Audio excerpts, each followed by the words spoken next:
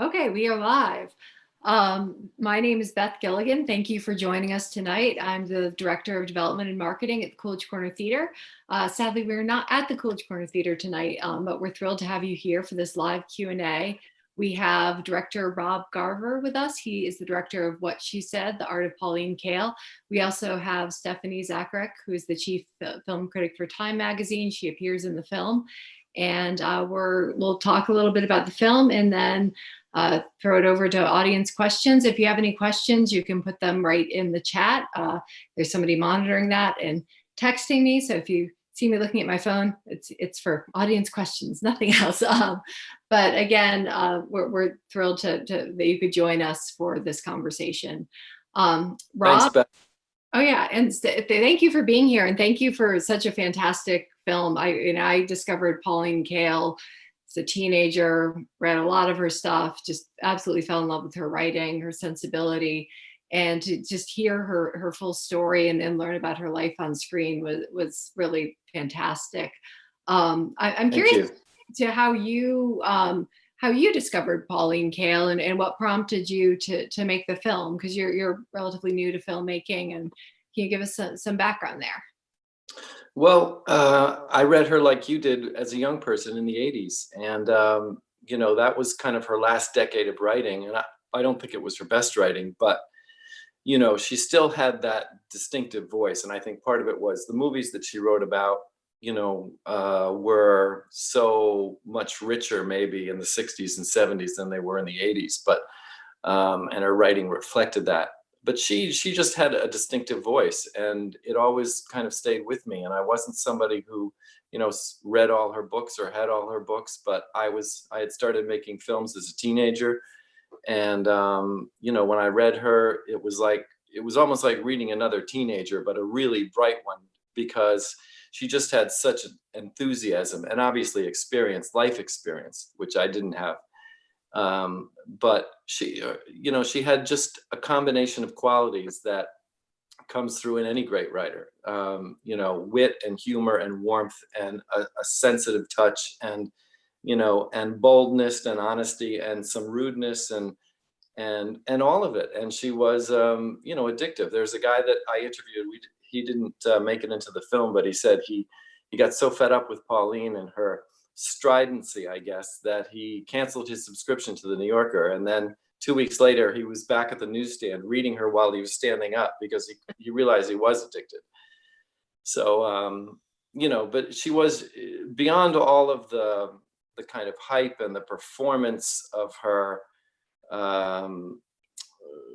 In a way, she was kind of like a performance artist, but I think people, she unfairly gets attacked for being a self-promoter and not a serious writer. And she really was. I mean, you read her first few books, which are still great to read today because they're just about movies and about the culture.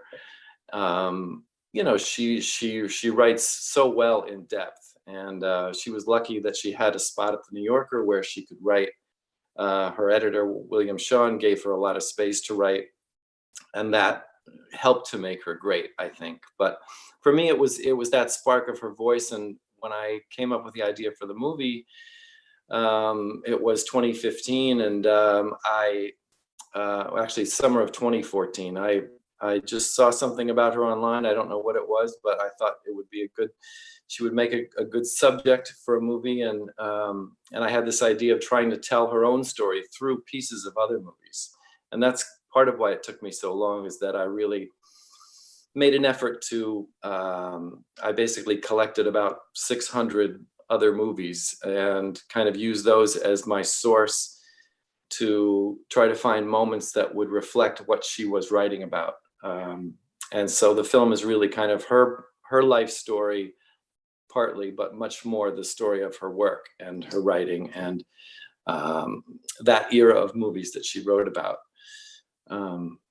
So that was the spark. And I reached out to Gina, her daughter, and Gina did not want me to make the film. And I asked for her blessing, and she didn't give it to me. And she's very different from her mother in that she's kind of, this might come through in the movie, she's really more introverted. She's she's smart and sensitive like her mother was, but she is not the cultural carnivore that her mother was. And so she's very sensitive to criticism of her mother. And there was a biography written about her that had some negative things, and she didn't participate in that. So that was frustrating, but I went ahead anyway. And I just, I tried to stay in touch with Gina, and I kept her abreast of what I was doing. And I showed her the first 20-minute rough cut that we put together.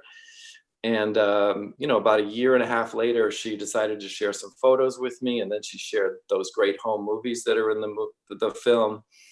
And then she finally decided to do an interview. And, by that time I had already shot most of the interviews. So, but I realized, I couldn't really have done it without her, because she was the only person that was there for all of her mom's adult life. Yeah, and she adds so much to the story. I read that biography, and that's why I was sort of pleasantly surprised when Gina appeared on screen, because I remembered, she very specifically, didn't participate in that, and I think she adds a sort of just a different perspective. And I like how well-rounded the film is. It doesn't totally lionize her. It doesn't shy away from her flaws, but it also, it captures just, she was such a complicated, interesting person, and I think you do an excellent job of capturing that. Oh, thanks. Yeah, I mean, with Gina, it's a push and pull, and I think that comes through. It was difficult being Pauline Kael's daughter and only child. So, I'm glad that she was very honest when she did sit down and talk. And she loves her mother very much, but it wasn't an easy job being Pauline Kael's daughter. I'm sure. And Stephanie, how did you first cross paths with Pauline, if I can call her that? Did I say Ms. Kael? I know. I can't. I have to call her Pauline, because she'll always be Pauline to me. I grew up in Syracuse, New York, and my mom worked as a secretary at the university there. And she would come home with stacks of New Yorkers from the waiting room in the administration building. And I think I was probably like 12 or 13 at the time. And, free magazines, I'm like, hey, why not? And I just started flipping through them, and I looked at the cartoons, and then I kind of made my way to the back. And I was like, oh, here's Pauline Kael. And I had seen her on TV, like she used to be on the Dick Cavett show. And I thought, well, I like movies. I'm going to see what this is about. And I started reading her. And I didn't come from a real movie going family. Like most of my movie watching happened on TV. A lot of it was like, ABC movie of the week or whatever. So she was actually writing about films that most of which I had not seen, many of which I would not see for years and years. But I just fell in love with her writing. To me, it was so vivid and so descriptive in these movies that they didn't mean anything to me in the sense that I had not seen them, but she made them come alive on the page. And Rob, it's a little bit like you were saying, it was like she was another teenager, like I didn't feel this barrier of like, oh, here is an older person, talking to me, this younger person. It was I don't know, like her voice I thought was so friendly, even as it was a little combative. And I don't know, I loved reading her. Yeah, I mean, the thing that people kept saying to me too, which I felt, is that her reviews could be often better than the movies, Yeah. And Yeah, that says a lot. There's that way she sort of is like, you feel, she kind of brings you into it with her writing. It's like, well, when we, it's not sort of from the ivory tower. She got a lot for that too.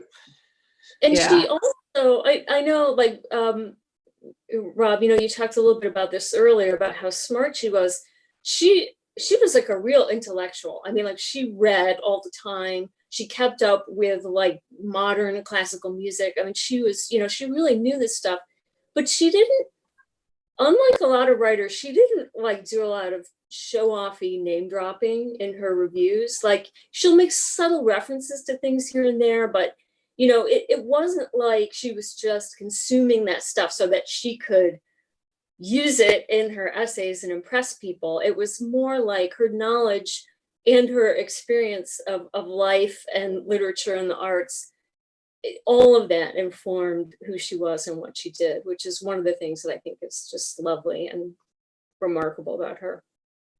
Yeah, and I think it's interesting because I remember when she passed away, there was a lot of talk amongst the Paulettes and how she mentored a lot of male critics. But Stephanie, it's notable because I don't know if you would consider if mentor is the word you would use for her, but you did go on to meet her and she was supportive of your career. Can you talk a bit about that? And her also just her legacy as a female film critic, because it's now and even right now there's definitely a gender imbalance in the world of film criticism, and that very much affects everything from awards to budgets to what really gets shown. And I'm curious to sort of know a little bit more about that. Well, but, a lot of times, like younger women or younger women critics coming up will ask me, like, well, what about sexism? What did were you ever made to feel that you couldn't do this job? And the funny thing is, like, never in my life did I think I couldn't do it. I mean, as a kid, I always wanted to be a writer. I had, even as much as I loved Pauline's work, it wasn't like I aspired to be a film critic necessarily. I kind of ended up there, which is great. But I will say that the one reason I never thought to myself, oh, I can't do that, it's only men who do that, is because Pauline had already been there.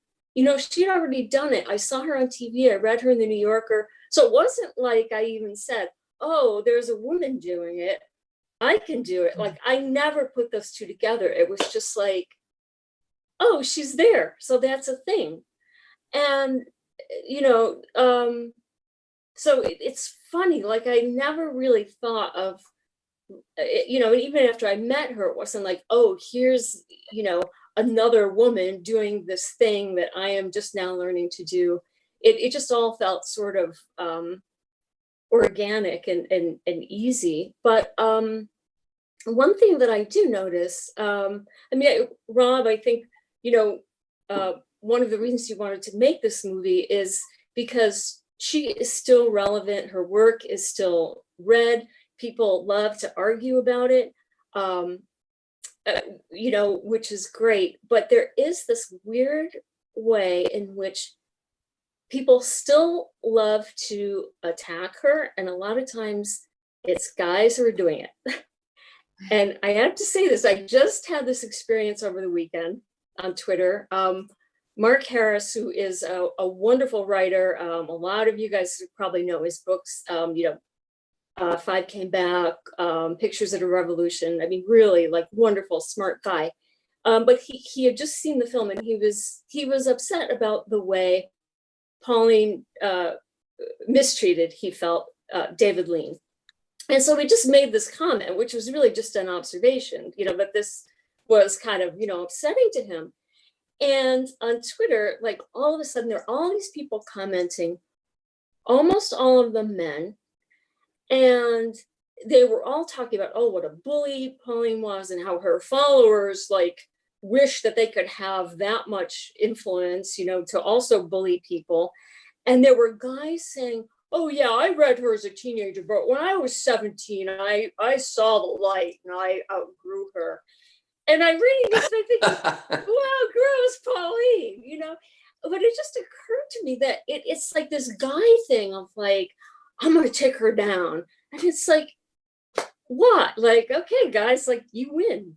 But it did. I saw this and it just made me think, like, yeah, like, guys they still love, not just arguing about the work and kind of arguing with her intellectual arguments, which is one thing, but there is something a little untoward, I would say, about that, this having to cut her down. And I don't see them going after even someone like John Simon, who we all know was like kind of a nasty guy in his writing. But, you know, I don't think people take as much pleasure in, you know, cutting him down as they do in taking Pauline down. So for what it's worth, there it is. Yeah, it is really interesting. I wonder, and she was, you know, she was a polarizing figure in a lot of ways. I'm wondering, Rob, when you were sort of reaching out to interview subjects for the film, did you get any reactions from people who were like, "Oh, that woman," or "No way"? And it was interesting. Molly Haskell's participation. We've had a question. From Justin, wondering if you could talk a little bit more about her feud with Andrew Sarris. And I thought it was interesting that Molly Haskell was married to Andrew Sarris, and she was willing to, that you included her perspective, and that she was willing to talk candidly. But were there other people who just had a very, yeah, I guess either very positive or very negative reaction to being approached about Pauline Kael? Tarantino just seemed so enthusiastic and happy to talk to her. Did you get? Yeah, well, Tarantino says that she was his film school, so Yeah. he's on board. But Molly Haskell, I think, if Andrew Sarris had been alive when we shot it, she might not have done it, because she really was, she loved her husband and she was loyal to him. And I think, the whole quote feud, I think, bothered Andrew Sarris more than it did Pauline Kael. She wrote one essay in 1962 about the Auteur Theory, which was from the French, which Andrew Sarris wrote about, kind of adapting it for his American readership. And it was really about those directors from the classic era of the 30s and 40s. It wasn't even really about contemporary directors. So when people say auteur, well, Pauline, she wrote about this director or that director as an auteur, so she really is an auteurist. No, that's it. It's apples and oranges, and she knew that, she was smart enough to know that every film had a different story in how it was made, and a different level of contribution by people, and especially independent films. And the Hollywood studio system was run like a business, and there were directors who, put out a whole number of films and were assigned movies. So she just thought it was kind of absurd that, Mitchell Leeson, one of the Golden Age directors, should, every film of his should be considered part of his canon, when, he was trying to, pay the mortgage on his house, or maybe buy himself a swimming pool. I don't know, but those guys weren't all making movies for personal reasons. They were making them for many different reasons. And, that's really what she was saying with that. As far as people who didn't participate there, basically I didn't hear people say, "Oh, I wouldn't talk about that woman," or whatever. They just kindly declined. Like Peter Bogdanovich, I would have liked to have him. Woody Allen, I would have liked to have him. Warren Beatty. But I think people, they don't want to go on record, maybe. I really, when I set out to make this, I wanted to have a variety of people. I wanted to have people from the business side. So I have 3 people from the studio system, Marcia Nassatir, Tom Pollock, and David Picker, who were all working for the studios when Pauline was writing. I have a couple of playwrights, Christopher Durang and John Guare. I have critics like Stephanie and David Edelstein and Gina, and people that knew her when she was in Berkeley, and a guy who worked for her when she ran the cinema there. And I wanted to have different perspectives, but not all positive either. And I really tried to bring people out like Paul Schrader to say, well, what's the real deal? And he knew her from when she first started at the New Yorker. So I learned a lot as I went on, and basically I wanted people to be honest, but you're right. There are people that declined, I think, for the very reason you're saying. I mean, there's a writer at the New Yorker who I wanted to to have in the film, and you know, they declined. But I think it might be, you know, because they didn't want to go on record saying something negative about her. I don't know. Yeah, no, it's certainly possible. I think one of the things that was really fun for me in watching the film was just revisiting, first of all, some of the films that she totally trashed, like I forgot, like Hiroshima Mon Amour, and I don't know, all the Antonioni and things like that. And just you talk about Last Tango, how she just went wild for that, and people are like, hey, you know, she might have gone a little bit overboard on that one. I'm wondering, Stephanie, if you feel like there are any films that she really missed the mark on, or and also just if there are filmmakers working today that you think she would have been really interested in championing. You know, she really did make the careers, as I think you showed, Mean Streets and Scorsese and Altman and Truffaut. There are a lot of filmmakers, Bertolucci certainly, that her critical stamp of approval really made them in a lot of ways. So do you think there are people that she'd be really responding to today? And also, do you think there are just some cases where she completely missed it? In terms of her completely missing it, you know, I don't, it's funny, I don't really think of her pieces that way. Like even when I reread what she wrote about Last Tango, I mean, I love Last Tango. I still love it, even though it's kind of, you know, incorrect to love it. But one of the things that I love about that review is the fact that she really goes all out for it. And I think no matter how you feel about that film, just that idea of saying, like, you know, its appearance is, you know, akin to the rite of spring, you know, showing up on the landscape. And I think, wow, like, it takes such balls to write something like that. And she did it. And to me, that you know, again, even though I love the film, in some ways, part of what I love about the film is her approach to it, and how she just, I mean, like, for me, I think she just kind of enlivened, you know, everything surrounding that film. And it's also, it was a difficult film even at the time. I mean, now we look at it and, you know, we have certain, you know, we might have, you know, issues with it, but you know, it was never an easy film, and for her to come out for it the way she did was really something. In terms of filmmakers, it's hard to say, because I, you know, now and then over the years I'll think, oh gee, you know, I wish Pauline was around to see like this film or that film.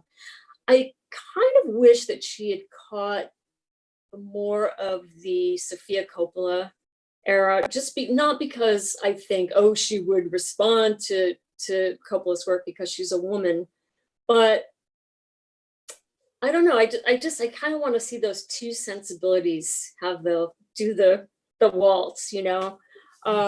So I'm sorry that she kind of stepped away from reviewing before she really got to weigh those films. I don't know. Yeah, I'll think about that a little bit, and I'll jump in if anyone else occurs to me. please do. Yeah. And I think one of the things that's striking too about her reviews, I randomly opened up a copy of For Keeps here from like the 90s or something. And I randomly opened it up this morning, and I was reading her review of The Long Goodbye, which we're actually, I'll put in a plug, we're doing a Coolidge virtual education seminar about in early June.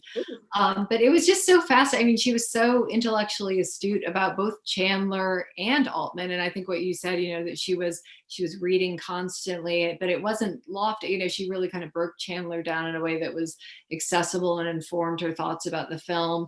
But she just went on for pages and pages. And it was a perfect review in some ways, because it was also a case of a film that totally flopped in LA, almost didn't open in New York. It was Altman, and she just completely got it and championed it and gave it this perch that I think is allowed. I think that's one of the reasons we're doing a seminar on The Long Goodbye, you know, in June, is because she really helped excavate it from the box office poison heap that it had been placed into. But I think for critics working today, it seems like there are a lot of capsule reviews. There's Rotten Tomatoes that gives, the fresh or not. Do you find is it challenging as a critic to have greater word limitations and to not have that full the breadth to kind of really go deep into a film like that? And do you find that with other critics too?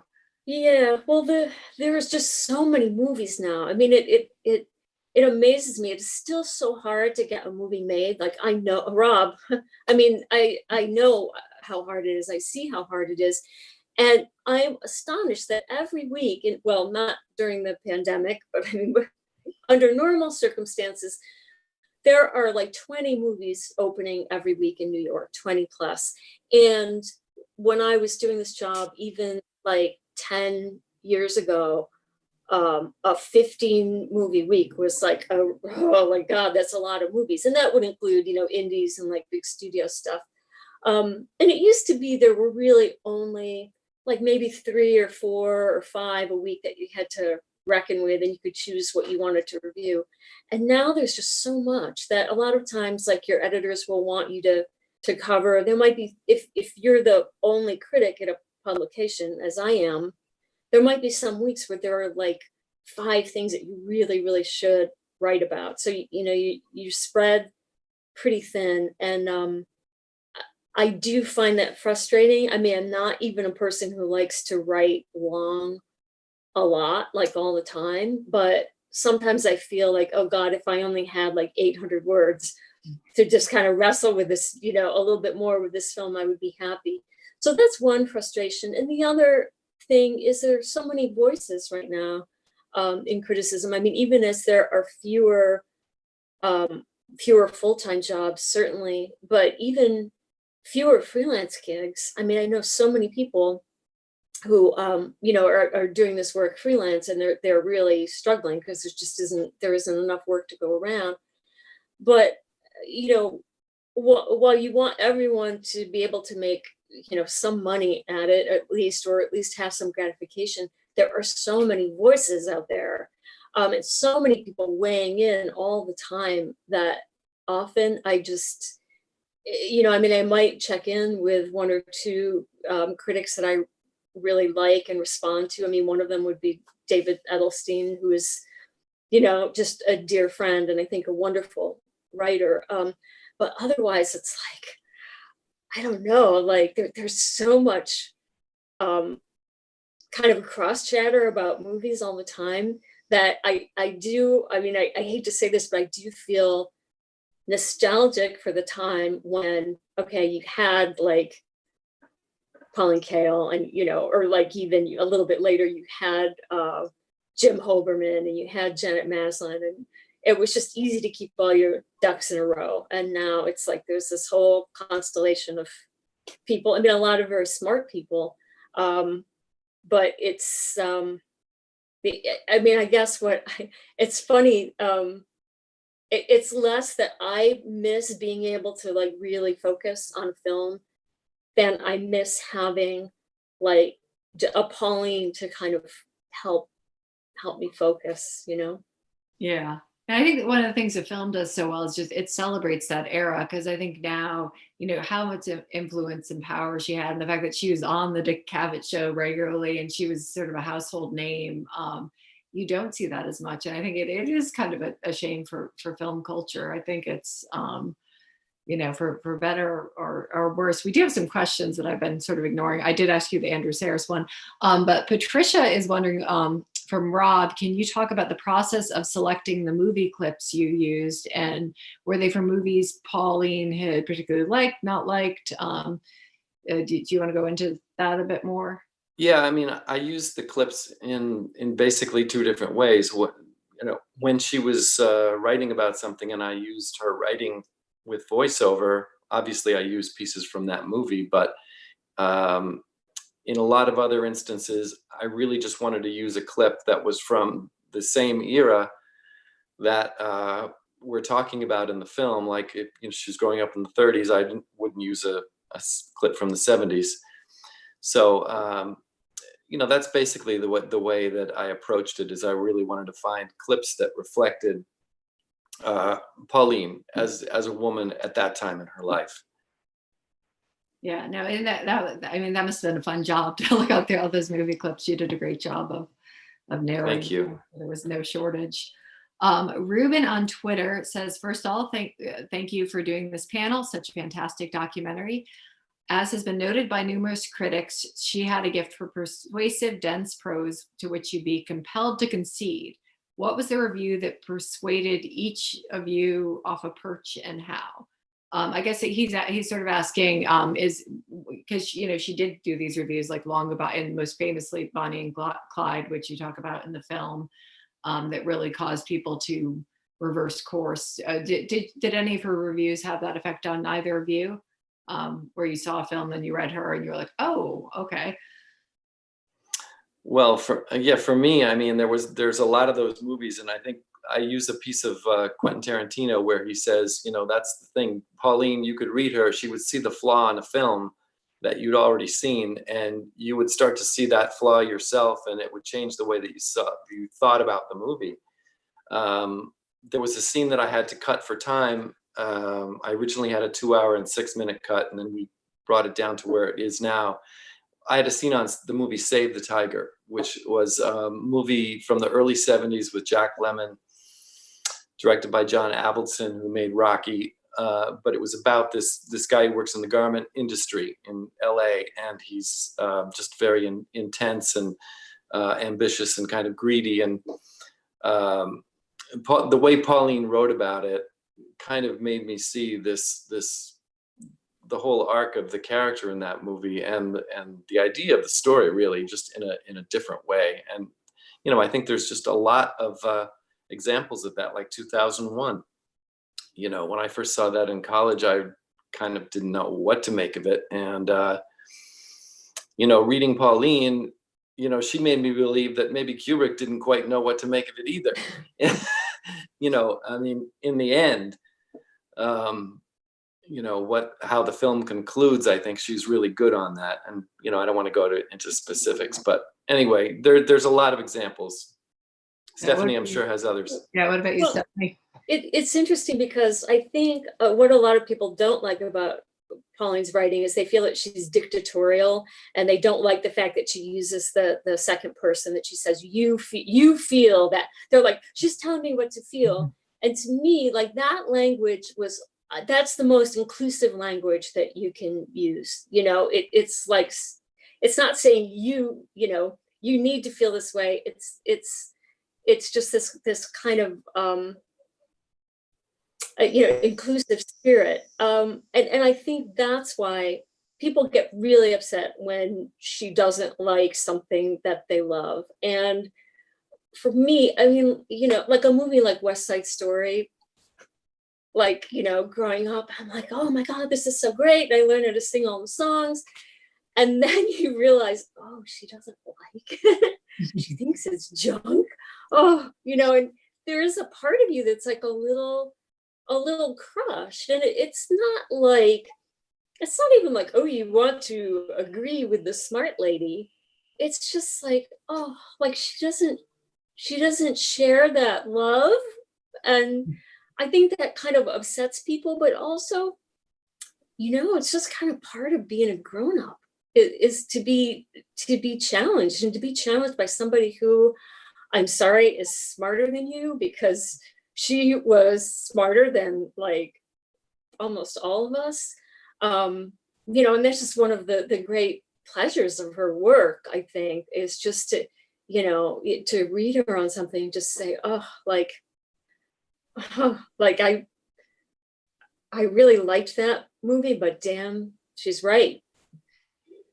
Yeah. I hear you completely. Wow, my phone is, lots of people have questions. Okay, so from Tim Jackson, she favored authenticity and originality and disliked when process showed too much. What would she be championing in this disturbing age of franchise films? You talked about that a little bit with Sofia Coppola. I certainly would be, I guess, interested in reading her takedown of the Marvel movies, though she was so surprising. You never know what she was gonna or sometimes you did, but what do you think she would have championed today? Well, yeah, the Marvel movie, the Marvel movies are almost not even movies. I mean, they're events. Yeah. And actually, I mean, especially now during the pandemic, I'm like, oh, I would actually go to one of those now and have a really good time just to like be in that community of people. So I think she would understand that the community element of it. But gosh, I mean, there's so many times when I just think I'm glad she's not around to see this landscape, because first of all, just the idea of everybody watching things at home. I mean, now we have to, but I think a lot of people are also realizing, like, I know there's this discussion online of like, now that we're all watching movies at home all the time, is anyone ever going to want to go back to the theater? And I think, oh my God, like I can't, I know a lot of people, they're not even movie people necessarily, and they can't wait to get back. Yeah. So in some ways, I think this experience is exposing the cracks in that idea of, oh, we all just want to stay home all the time. And for her, I mean, she actually, toward the end of her life, she had to stay home. She didn't, she watched a lot of stuff at home. But for her, I know that the experience of seeing a film in a theater with people was just part of it. And also seeing things big, my God. I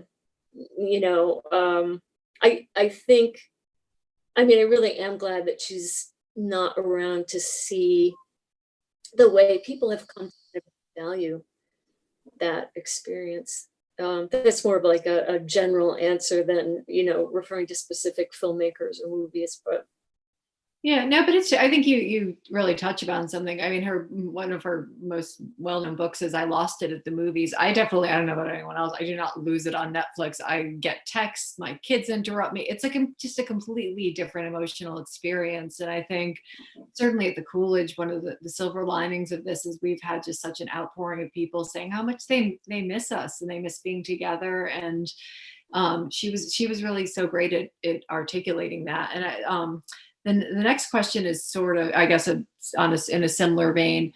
How would, from Jonathan Swartz, how would Pauline have adapted if she lived in the age of streaming services like Netflix, Disney Plus, and Amazon? And I guess by extension, prestige TV. I mean, they're often pitted against movie going, and I think it's not always quite so stark. But what would she have made of the sort of on-demand nature of things and that? Well, she when she died, it was 2001, and she I think saw The Sopranos and told her friends I think she liked it. Yeah. What's that, Stephanie?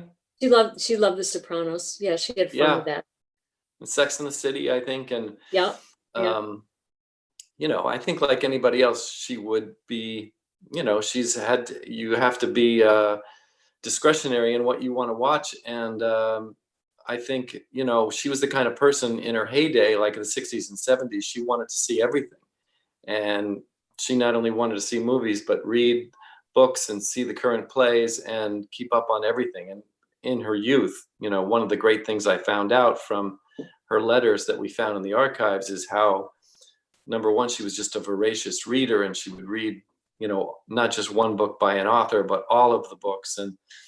And at the same time, she was going to concerts and art exhibits when she lived in New York, and reading and all of it. So, I think, obviously everybody's time is limited, and you can't,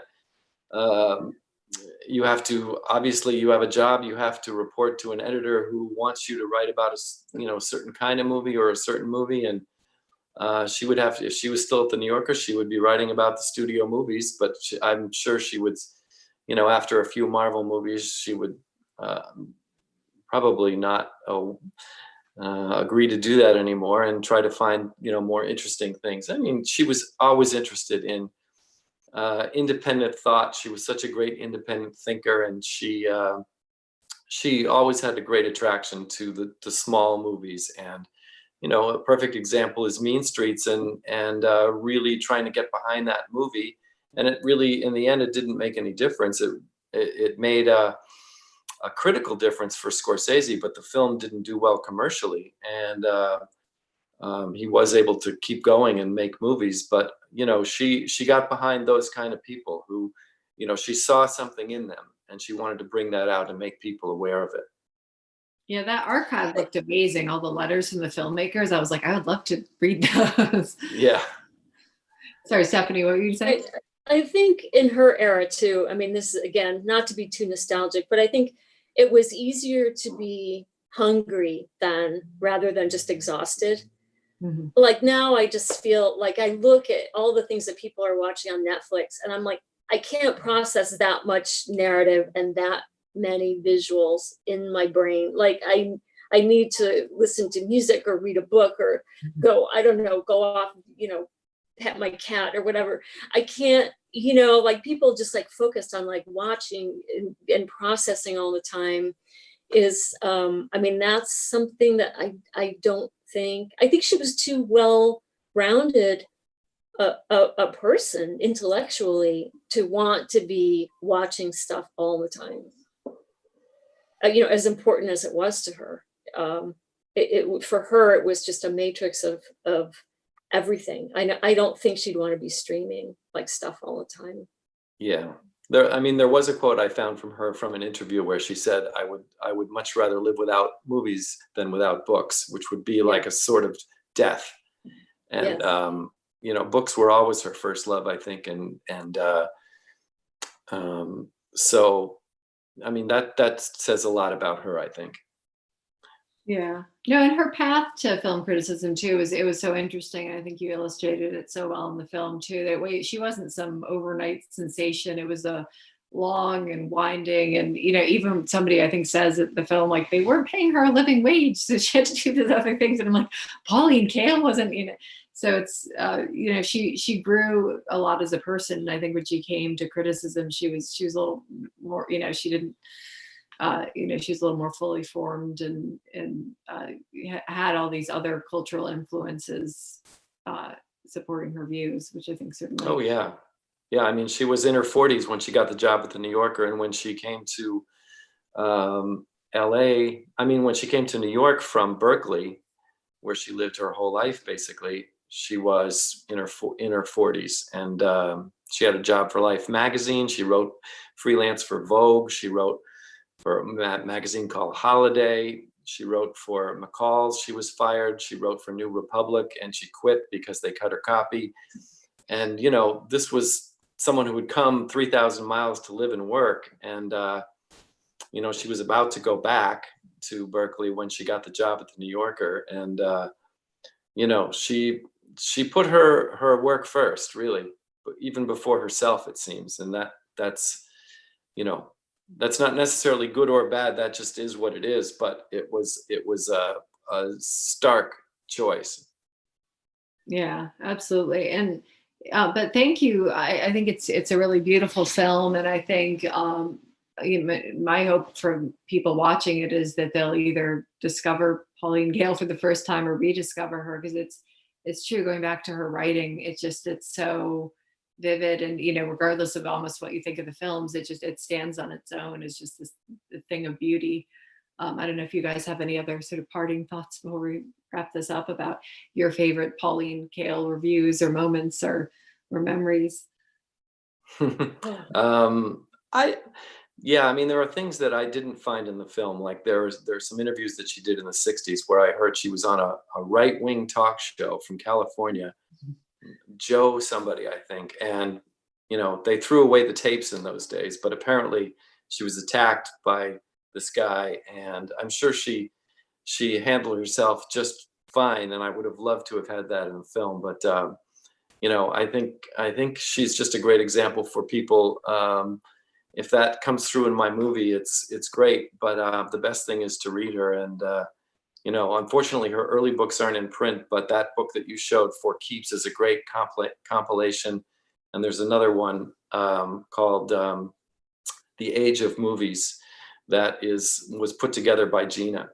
And that has most of her great pieces too. And that is still being published, and people can read that. So, like any great writer, she doesn't get old. And, one of the things that I really love about the film, Rob, is that I know you said like there are certain people who wouldn't talk to you, but the people that you did manage to assemble and the way they talked about her, and a lot of the people that you talk to are also that, they're my friends too, because they're people that I got to know through Pauline. I mean, her generosity extended to a part of it was she just really liked to party, like she liked talking to you one-on-one, but she would be like, oh, let's see if we can get, her friend Dorothy to like come to dinner with us. Like she liked to have little groups of like 4 and 5 people. And I think your film really kind of, indirectly and subtly captures that quality. Like for instance, the way like Grill Marcus talks about her, obviously with so much genuine love, for her and her work. And I just have to say, like, aside from the fact that I participated in the film and I was happy to, as you recall, Rob, I vetted you first. I said, okay, I think I want to do this, but I want to meet you for coffee and I want to know what you're about. That's right. Yeah. And I really love the film. I love the fact that there are so many people that I love in the film, people that Pauline, brought into my life. Just for me, it's personally, I just think it's great. Well, thank you, Stephanie. One other small thing is the DVD is going to be released in the middle of June, and it's available now for pre-order on Amazon and Barnes and Noble. But we also have some extras. So I talked about a longer cut that I had originally. We have 3 scenes that were cut. One of them is a great interview she did with Alfred Hitchcock, audio interview. There's another scene on Blue Velvet and another scene on Pauline's youth, and then some extra interview material. So yeah, I'm there for it. Yeah. Thank you again. It's such a fun watch, and I'm sorry we can't be here at the Coolidge for the conversation, but we appreciate you guys both taking the time, being part of it. Thank you for doing this. Thank you, Beth. Yeah, my Thanks, pleasure. Wesley. Yeah. Thank you. Yeah. I love the Coolidge. Coolidge is great. I miss it. I know. Me too. Bye, everyone.